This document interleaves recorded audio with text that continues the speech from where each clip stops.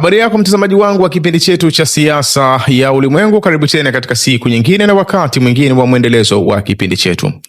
Kipindi ambacho kinakuja kwa udhamini wa Mnuko Global Visa Consultant, ambao sio tu washauri wako lakini vile vile ni wasaidizi wako ikiwa katika siku za usoni unakusudia kuelekea katika nchi za ughaibuni, nchi kama za Canada, Uingereza, nchi za Umoja wa Ulaya pamoja na Australia. Unaweza kuwasiliana nao kupitia namba isoko chini tangazo kwa msaada, ushauri pamoja na mwongozo.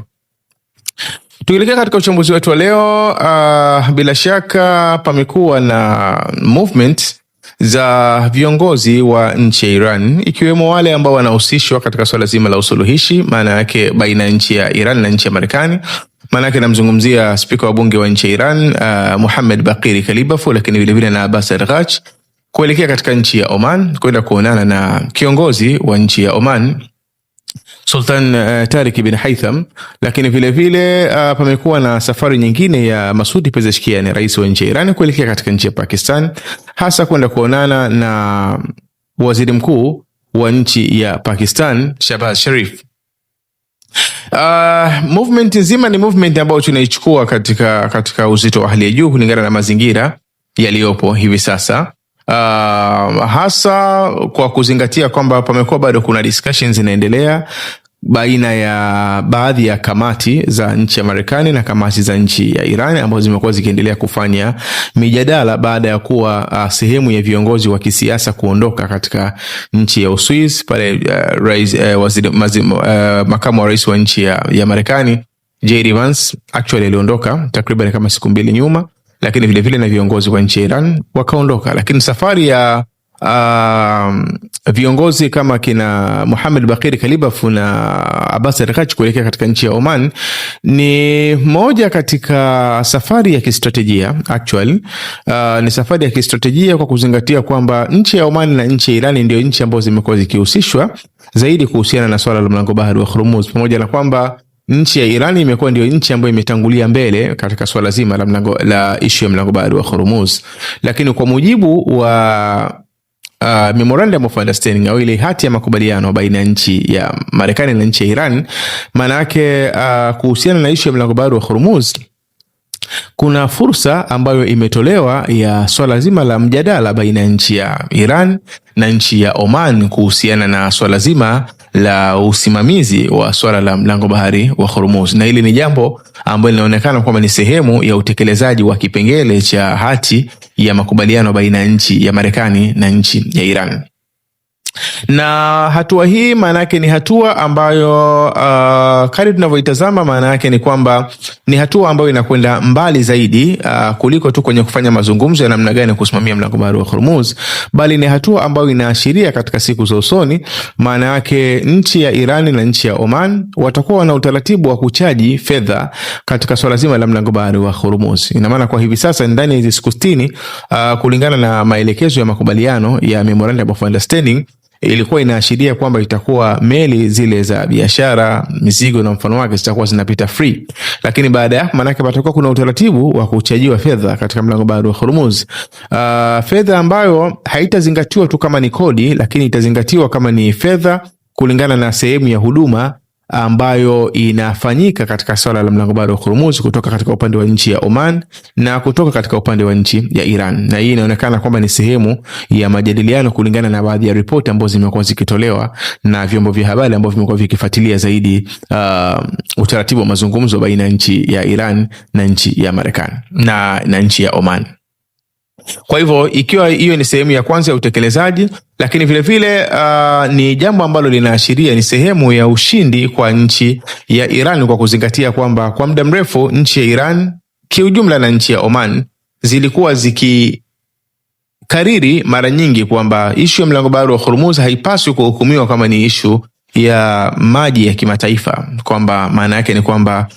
nchi kama ya Oman na nchi ya Iran hazipaswi kuwa na management ya namna yote ya swala zima la mlango bahari wa Hormuz. Lakini kutokana na matokeo ya mgogoro baina ya nchi ya Iran na nchi ya Marekani, hatimaye kwamba imefikia sasa hivi nchi ya Iran na nchi ya Oman zinajadili kuhusiana na swala zima la management ya mlango bahari wa Hormuz, jambo ambalo bila shaka ni ushindi mkubwa. Lakini hitimisho la ushindi hasa kwa nchi ya Iran kwenye issue ya mlango bahari wa Hormuz bila shaka huenda likatimia baada ya siku 60 pale itakapo thibitika kama kuna charges au kuna gharama za namna yote ambazo zitakuwa zinachajiwa kwa meli zinazoingia na kutoka katika mlango bahari wa Hormuz. Hata kama gharama hizo zitakuwa zinaonekana ni kwa ajili ya masuala kama ya udhibiti wa mazingira na mfano wake, lakini kimsingi maana yake itakuwa ni charges ambazo zinachajiwa, ambazo huko nyuma palikuwa hakuna uhuru kwa nchi ya Iran wala kwa nchi ya Oman kuweza kuchaji gharama hizo. Kwa hiyo ina maana ni sehemu vile vile ya ushindi wa nchi ya Iran katika sehemu ya mgogoro wake na nchi ya Marekani. Lakini jambo lingine ambalo tunaliona ni kwamba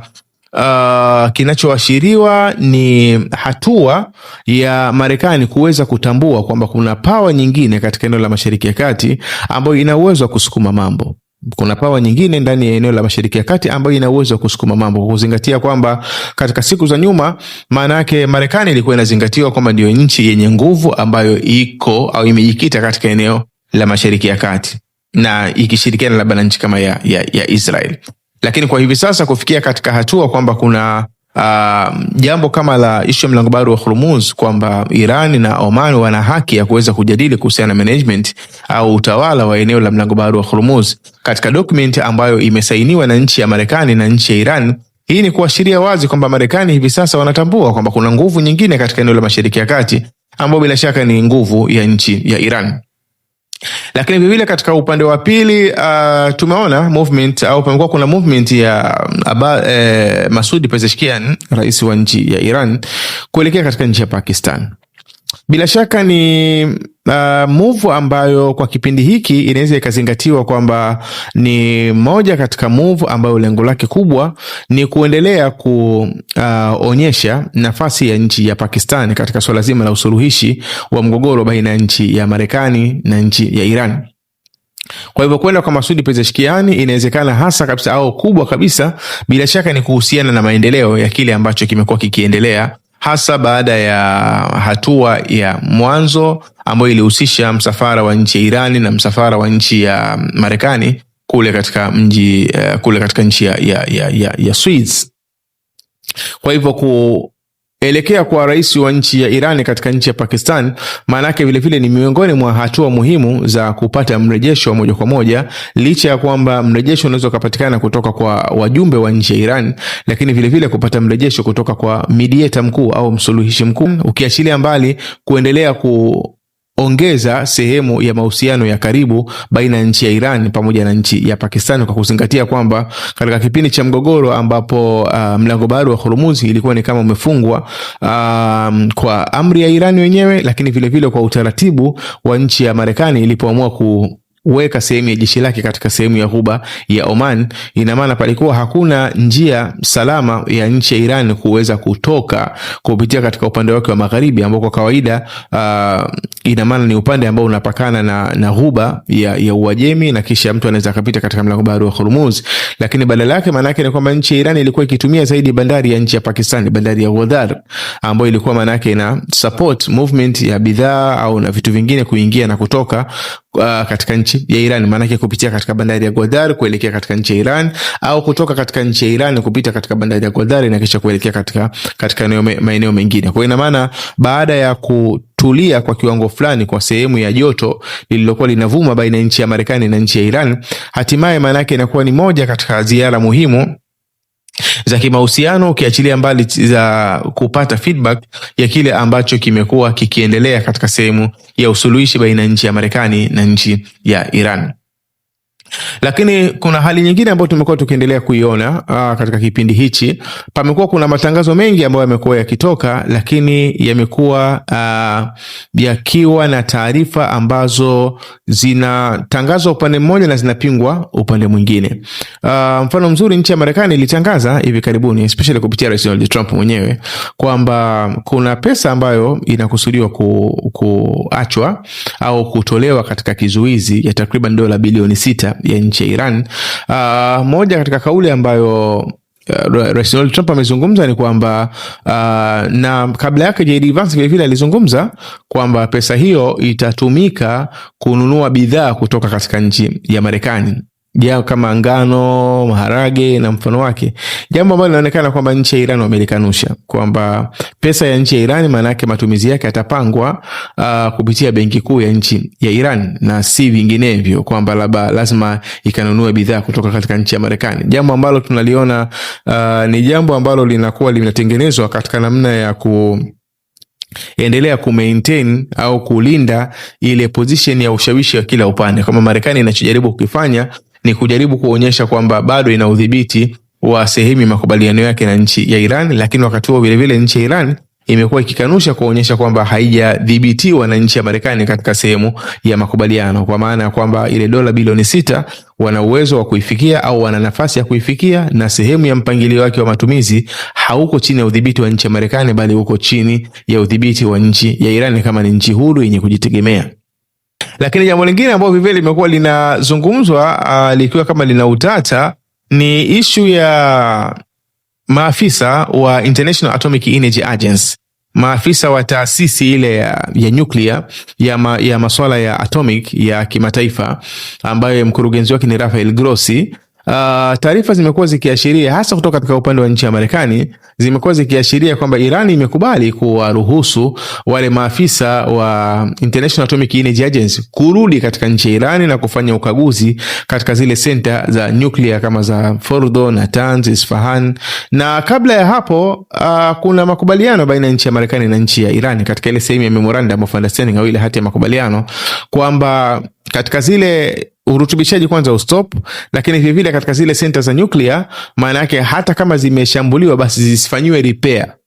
kwa kipindi hiki. Hii ni sehemu ya makubaliano yaliyopo, lakini kuna sehemu ya makubaliano ya uwezekano wa wale maafisa wa International Atomic Energy Agency kuja katika nchi ya Iran na kuweza kufanya inspection. Sasa jambo hili limekuwa likizungumzwa na nchi ya Marekani, lakini ukija katika upande wa pili,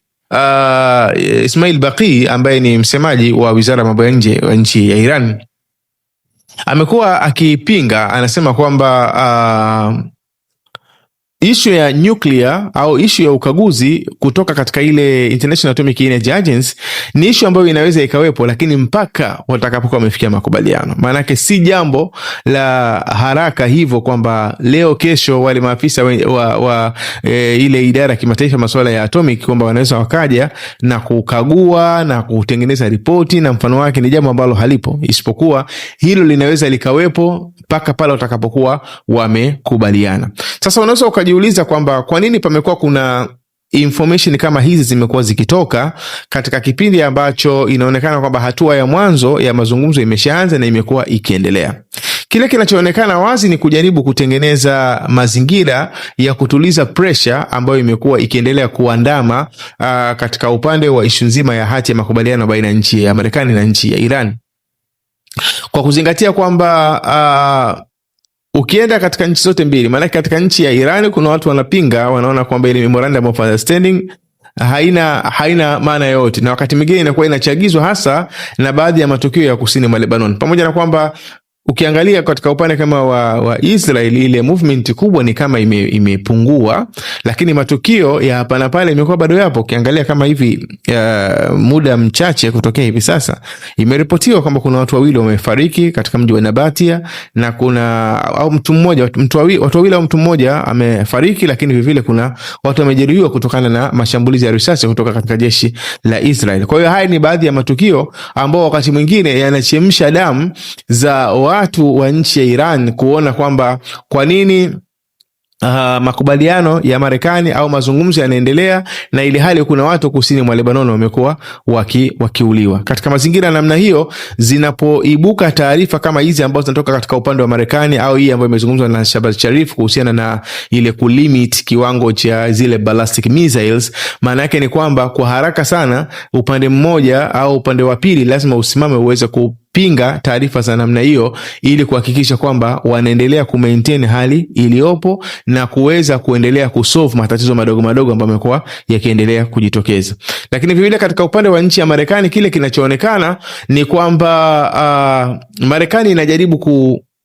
kutengeneza vile vile mazingira ya kuonyesha kwamba wamefanya au wameachieve sehemu ya mafanikio. Mafanikio ya nchi ya Marekani actually ni mawili tu, kama tumekuwa tukikariri hivyo, na Rais Donald Trump vile amekariri hivyo katika siku ya leo, kwamba walau mlango bahari wa Hormuz kwamba umefunguka, lakini vile vile discussion kuhusiana na masuala ya nuclear inafanyika. Hiyo ndiyo mafanikio ya nchi ya Marekani, lakini actually kuja katika tafsiri ya kawaida haiwi ni mafanikio, kwa kuzingatia kwamba mlango bahari wa Hormuz ulikuwa uko wazi kabla ya vita hii, na sasa hivi hata kama utakuwa utafunguliwa na nchi ya Iran, baada ya kuwa ulifungwa, hata kama utakuwa umefunguliwa na nchi ya Iran, bado udhibiti usimamizi maana yake upo katika nchi ya Iran, jambo ambalo katika siku za nyuma lilikuwa halipo. Lakini vile vile swala la nuclear ya nchi ya Iran, maana yake hitimisho lake ni mpaka watakapofanya makubaliano ya mwisho, lakini kwa hivi sasa maana yake wapo katika sehemu tu ya mijadala ya kuhusiana na muundo wa ile nuclear program ya nchi ya Iran, ambayo hofu kubwa ni kwamba itakapofikia hatua wakaweza kutengeneza silaha za nyuklia, maana yake hilo linaweza likafanya kwamba Irani isiwezi tena kudhibitika baada ya hapa. Kwa hiyo ukiangalia katika upande wa nchi ya Marekani, pointi za msingi hasa ni hizo. Hizi pointi za ziada zinakuja kuibuka zaidi kwa ajili ya kubalance pressure baada ya kuonekana kwamba makubaliano baina ya nchi ya Marekani na nchi ya Iran yanabeba au yanaibeba zaidi nchi ya Iran, yanaipa faida zaidi nchi ya Iran. Kwanza ukiangalia kwa mfano katika upande wa mshirika wa nchi ya Marekani katika eneo la Mashariki ya Kati, maana yake nchi ya Israel ni nchi ambayo imejikuta kwamba lao ingekuwa inajua mazingira ya sasa hivi yatakavyokuwa, bila shaka wasinge au Waziri Mkuu Netanyahu wasingejitolea kwenda kumshawishi Rais Donald Trump kwenda kushiriki katika vita ya namna hii, kwa sababu matokeo yake ni kwamba hivi sasa mambo yanajadiliwa baina ya nchi ya Marekani na nchi ya Iran, lakini Waziri Mkuu Netanyahu au Israel imekuwa haina nafasi katika hilo. Maana yake ni mambo yanajadiliwa na kisha yenyewe imekuwa kama inapewa maelekezo kuhusiana na utekelezaji wa kile ambacho kimejadiliwa. Hilo ni jambo la kwanza. Lakini jambo la pili, hata ile sphere of influence au yale mazingira yake ya kiushawishi ambayo imekuwa ikidumu nayo kwa muda mrefu, kama uhuru wa kushambulia upande wa kusini mwa Lebanoni na mfano wake, hili ni jambo ambalo bila shaka litakuja kuondoka kulingana na structure au muundo ambao Marekani na Iran wamekuwa wakiujadili kuhusiana na ishu ya kusini mwa Lebanon, kwamba kuna kamati ambayo itabidi itengenezwe kwa ajili ya kusimamia swala la kusini mwa Lebanon. Na ndio maana Iran wamekuwa wakizungumza kwamba wao na Marekani ndio watakaofanya maamuzi kuhusiana na mwenendo wa taifa la Lebanon, maana yake ile kusini mwa Lebanon, swala la kulinda ile sovereignty, kulinda ile taifa, ile sheria, haki za kitaifa za nchi ya Lebanon. Lakini vile vile hata alipoulizwa Rais Donald Trump kwamba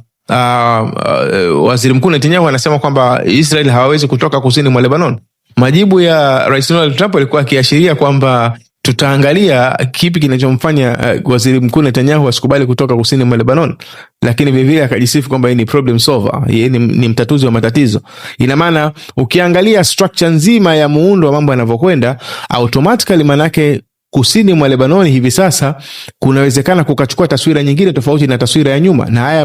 maelezo kama haya alijaribu kuzungumza J.D. Vance wakati wako Switzerland alipoulizwa baadhi ya maswali yanayofanana na mfano huo, kwamba kusini mwa Lebanon kuna hali kama 2 au 3.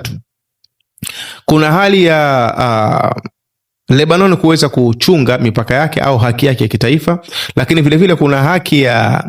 Israel kuweza kuchunga sehemu au ya kulinda ile sehemu ya usalama upande wa kaskazini mwa Israel. Katika mazingira namna hiyo lazima ipatikane balance, kwamba ile haki ya utaifa ya nchi ya Lebanon iweze kuchungwa, lakini vile vile haki ya usalama ya upande wa kaskazini mwa Israel iweze kuchungwa. Na hili ni jambo ambalo bila shaka linawezekana kwa kuzingatia kwamba Iran maana yake ina haki ya kiushawishi katika kundi kama la Hezbollah, na ndio maana hata katika discussion wakati inafanyika, maana yake Iran ilikuwa inasimama nyuma mbele ya Hezbollah na Marekani ilikuwa inasimama mbele ya Israel. Katika mazingira namna hiyo, maana yake ni kwamba Marekani au Israel ilikuwa inazingatiwa kama ni proxy wa Marekani na Hezbollah ilikuwa inazingatiwa kama ni proxy wa nchi ya Iran. Katika mazingira namna hiyo, maana yake kuweza kutuliza situation ni hawa wakuu wanapokaa kuzungumza, maana yake Iran na Marekani wana nafasi ya kuweza kuondoa hiyo sintofahamu ambayo imekuwa ikiendelea upande wa kusini mwa Lebanon. Na kwa sababu ya kuongezeka kwa seriousness ya nchi ya Iran imempelekea kwa mfano kama Joseph Aoun rais wa nchi ya Lebanon katika siku za nyuma alikuwa akizungumza kwamba hakuna mtu mwenye haki ya kutuzungumzia sisi, maanake sisi au nchi ya Lebanon maanake ni nchi huru. Lakini kulingana na seriousness ya nchi ya Iran ilivyokuwa inaendelea kuongezeka kiasi cha kuweza kutoa angalizo kwamba tutashambulia katika nchi ya Israel bila kutoa ile pre-warning, bila kutoa ile taarifa ya awali, maana yake ni kwamba ilionekana kwamba Iran wako very serious na issue ya Lebanon, kiasi ambacho ikabidi mpaka Joseph Aoun katika yale ambayo ameyazungumza recently au katika hivi siku za karibuni ni kwamba kuunga mkono ile msaada wa nchi nyingine, manake upande wa pili, manake unazungumzia nchi ya Iran kushukuru au kutoa ile kushukrani ya msaada kutoka katika nchi nyingine ambayo inakusudia kuhakikisha kwamba eneo la Lebanon linarudi katika hali ya usalama. Kwa hiyo ukiangalia katika mazingira jinsi yalivyo, yako mazingira mengi ambayo yanaashiria kwamba sio tu influence ya Marekani, lakini influence ya nchi kama ya Israel imekuwa ikipungua kutokana na sehemu ya makubaliano baina ya nchi ya Marekani na nchi ya Iran. Sasa kutokana na pressure za ndani ya Marekani kwa wale wengine ambao labda ni supporters wa nchi ya Israeli na mfano wake, maana yake ni kwamba lazima pawepo na mifumo ya taarifa ambayo inatolewa ikiashiria kwamba Marekani wameachieve au wamefikia katika malengo fulani zaidi ya yale ambayo yanaonekana kwa wazi, kama issue ya mlango bahari wa Hormuz labda, na issue ya masuala ya nuclear kwamba kuna uwezekano kuja kuyajadili katika siku za mbele. Ina maana jamii ya Kimarekani inaendelea kutengenezwa mazingira ya kuonyesha kwamba serikali ya Rais Donald Trump imefikia katika malengo makubwa zaidi ya yale ambayo yanaonekana. Lakini ukija katika uhalisia, maana yake unaweza kuona kwamba inawezekana mazingira yakawa tofauti na vile ambavyo inaonekana. Kwa hiyo kiuhalisia ni kwamba mazingira yameendelea kuwa katika hali hiyo katika eneo la Mashariki ya Kati, lakini kile kinachoonekana ni kwamba ni mazingira ambayo yanakuwa yanatafuta balance mpya kwa hivi sasa, kwa sababu kabla ya vita mazingira yalikuwa yanaonekana wazi kabisa kwamba Marekani ndio nchi yenye nguvu katika eneo la Mashariki ya Kati, si mwenyeji wa eneo la Mashariki ya Kati, lakini uwepo wa besi zake na ushawishi wake ulikuwa una nguvu kubwa katika eneo la Mashariki ya Kati. Lakini katika upande mwingine vile vile Israel, maana yake ni kwamba alikuwa ni unstoppable. Hakuna mtu wa kumzuia, anafanya kile anachokitaka, anafanya kile ambacho anaamini kwamba kiko katika plani yake. Lakini baada ya vita kumalizika, sasa hivi mambo yamekuwa yako tofauti. Kwanza issue kama ya amani imekuwa ni issue ya amani inajadiliwa katika eneo zima la Mashariki ya Kati, kitu ambacho maana yake kinastopisha baadhi ya movement. Lakini vile vile baadhi ya makubaliano ya kufungamanishwa sehemu kama za Lebanon na maslahi ya nchi ya Iran, hii pia ni picha mpya ambayo imekuja kuibuka. Maana yake ni kwamba itazorotesha baadhi ya movement ambazo zilikuwa zikifanyika kabla ya kufanyika kwa vita. Kwa hiyo ina maana ni mazingira ambayo sasa hivi yamekuwa yakitafuta balance mpya. Israel kupitia Waziri Mkuu Netanyahu ilikuwa ikionyesha kwamba wataendelea kubaki kusini mwa Lebanon, lakini kwa ishara zote zinazoendelea hivi sasa zinaashiria kwamba kuna nafasi kubwa ya Israel kulazimika kutoka upande wa kusini mwa Lebanon, hata kama patakuwa kuna masharti mapya labda kwa kundi la Hezbollah na mfano wake. Lakini mazingira kiuhalisia ni kwamba hivi sasa katika eneo la Mashariki ya Kati yamekuwa yakitafuta stance mpya baada ya kuwa kuna hali ya mazungumzo yamekuwa yakiendelea baina ya nchi ya Marekani na nchi ya Iran. Lakini kiujumla bado tuna muda wa kuendelea kutazama mazingira halisi jinsi yanavyoendelea katika eneo la Mashariki ya Kati, na kwa kuchunga vile vile mazungumzo ambayo yamekuwa yakiendelea katika zile kamati za nchi ya Marekani na nchi ya Iran, na tukitaraji kwamba huenda katika siku za mbele au masaa kadhaa mbele tukapata taswira iliyokuwa bora zaidi ya hii ambayo tumekuletea. Jina langu naitwa Maulid Ali Mnukwa, ni kuombe uendelee kufuatilia vipindi vyetu na ni kuombe usahau kusubscribe, kulike, kushare pamoja na kucomment. Uwe na muda mwema.